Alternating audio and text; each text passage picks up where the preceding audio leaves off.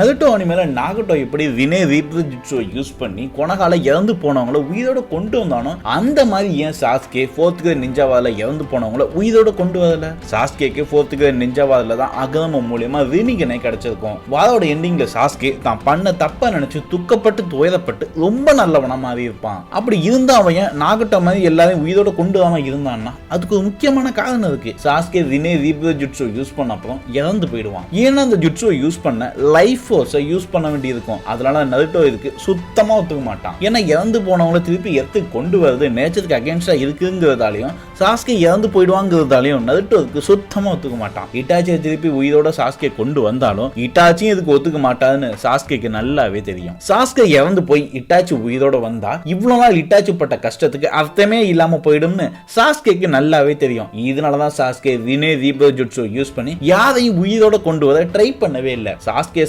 இந்த ஜுட்சுவை யூஸ் பண்ண முடியும். ஆனா அது கொஞ்சம் காம்ப்ளிகேட்டடான ஒண்ணு.